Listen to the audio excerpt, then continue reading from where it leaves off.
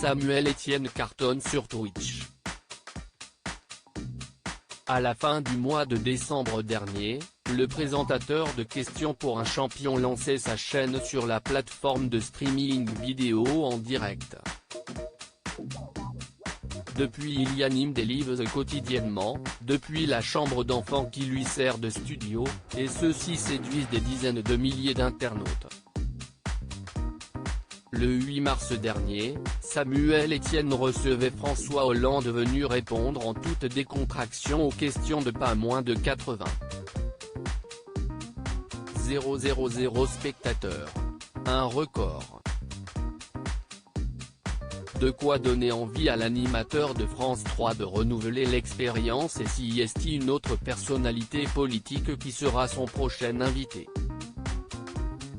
En effet, dans C'est à vous ce mardi 9 mars, Samuel Etienne a révélé en exclusivité qu'il allait recevoir le Premier ministre Jean Castex ce dimanche 14 mars à 18 h. Je ne veux pas inviter 1000 personnes, mais je pense que Twitch peut être un outil de démocratie pour rapprocher, pour créer du débat.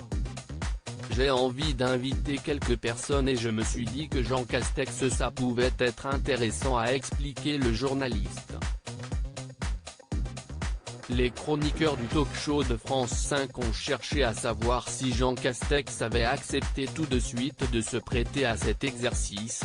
Samuel Etienne a fait comprendre qu'il n'était en réalité pas à l'initiative de cette invitation. Beaucoup de personnalités politiques trouvent cet espace d'échange intéressant. Ce sont plutôt les gens qui me contactent pour me dire qu'ils veulent passer une tête, a-t-il précisé.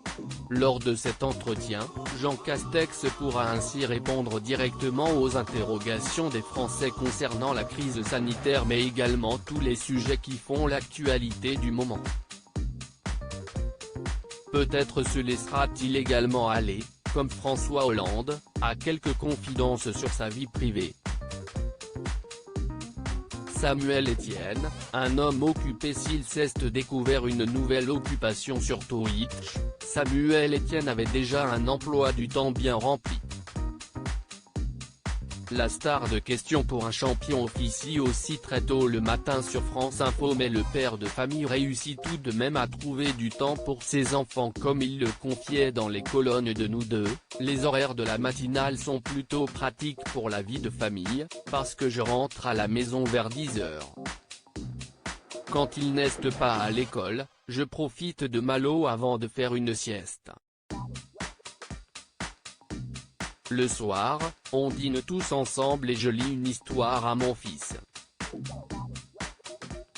Mes week-ends sont réservés à 100% à ma famille.